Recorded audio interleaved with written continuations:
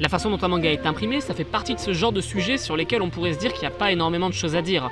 Il est imprimé et voilà, rien de plus compliqué. Alors qu'en réalité, mine de rien, un manga est un ouvrage plutôt complexe.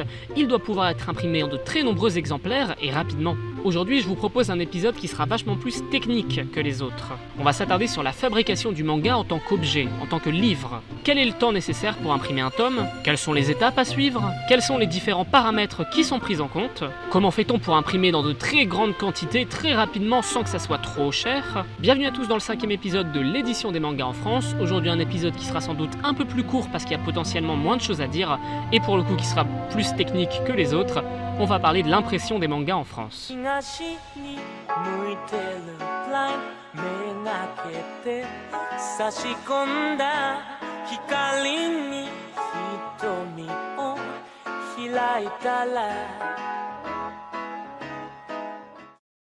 Pour commencer, mettons au clair les bases de l'impression en France. Un manga en tome relié, c'est en moyenne 200 pages de 15 sur 25 cm en noir et blanc.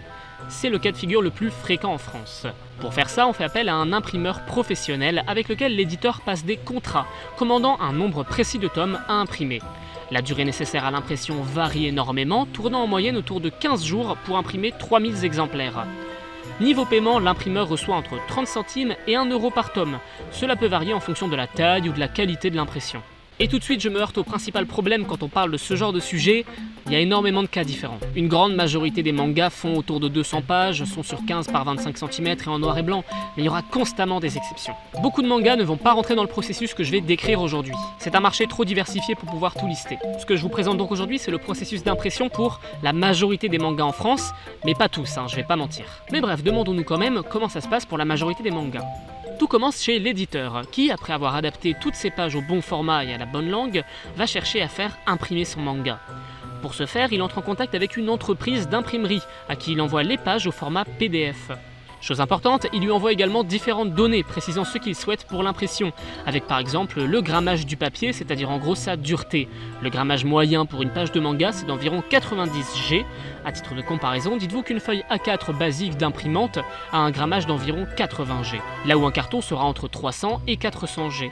L'éditeur définit aussi la main du papier qu'il souhaite, c'est-à-dire la souplesse et la sensation qu'il renvoie, plutôt plastifié, plutôt cartonné. Il y a en tout 5 à 6 000 sortes de papier en Europe, ce qui laisse bien du choix aux éditeurs. Une fois tous les paramètres expliqués à l'imprimeur, celui-ci renvoie à l'éditeur un bon à tirer, c'est-à-dire un seul exemplaire du manga avec tous les paramètres pris en compte de manière à ce que l'éditeur puisse valider, histoire de ne pas lancer l'impression de 1000 exemplaires d'un coup alors qu'il y a une faute au milieu.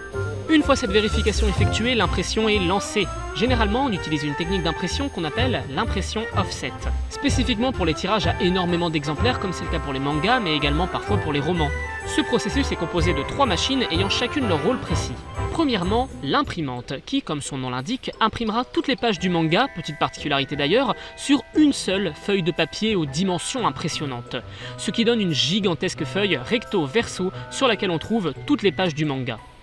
L'encre doit ensuite sécher avant que l'on puisse passer la feuille dans la seconde machine, la plieuse, qui plie dans un ordre très précis l'immense feuille afin de remettre toutes les pages dans le bon ordre.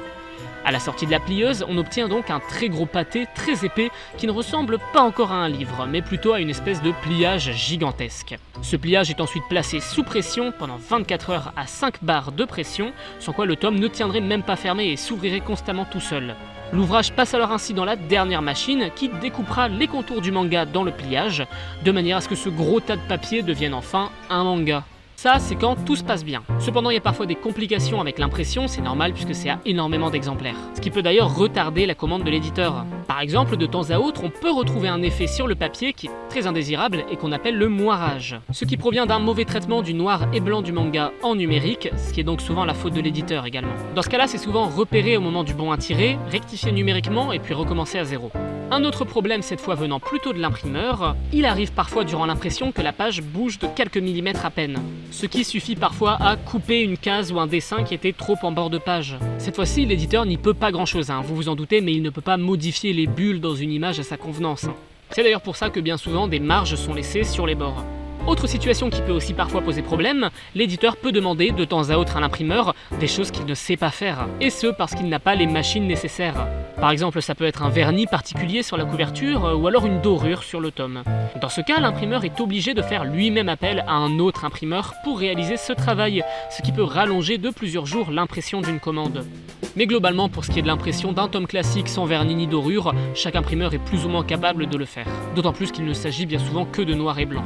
Même quand vous voyez du gris dans un manga, le gris dans un manga est composé de tout petits points noirs et tout petits points blancs qui s'alternent pour créer du gris. Et plus les points noirs seront espacés, plus le gris sera clair. C'est un peu la même technique que pour des pixels. Un manga n'est donc bien fait que de deux couleurs, le noir et le blanc. Pour ce qui est des jaquettes et des couvertures en couleur, l'imprimeur est parfois confronté à un problème provenant directement du Japon. Ce problème est lié à une difficulté technique qu'on appelle le pantone. Alors c'est un peu technique, mais faisons bref. Une image en couleur dans un manga comme partout ailleurs est obtenue par la superposition, lors de l'impression, d'une couche de bleu, de rouge et de jaune, puis de noir. Ça c'est le cas pour plus ou moins toutes les images en couleur. Au Japon, dans le but de rendre les couleurs un peu plus vives et accrocheuses, une couche de rose fuchsia appelée pantone est systématiquement ajoutée à la superposition, comme un filtre. Cependant, les éditeurs français ne disposent parfois pas de cette couche de rose fuchsia, parce que par exemple, l'éditeur japonais ne leur a pas envoyé. Faut aussi signaler que cette couche est parfaitement optionnelle et qu'elle est parfois tout simplement pas utilisée en France, parce qu'elle augmente beaucoup les coûts de création. Enfin bref, le pantone c'est quelque chose qui est très commun au Japon, mais pas tellement en France. L'impression d'un manga, c'est un processus complexe et coûteux en énergie, qui est un peu la concrétisation de tous les travaux précédents sur le manga. L'obtention des droits, la traduction, le graphisme et plein d'autres choses. Je vous remercie d'avoir regardé cette vidéo, un peu plus courte que d'habitude. J'espère qu'elle vous a plu et ce malgré l'aspect un peu plus technique que par rapport à mes autres épisodes. Sur ce, n'hésitez pas à laisser un petit commentaire pour me dire ce que vous en avez pensé, et moi je vous dis à bientôt pour une prochaine vidéo. Bye!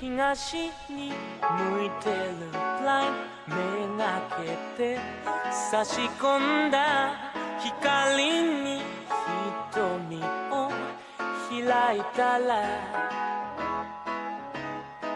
昨日の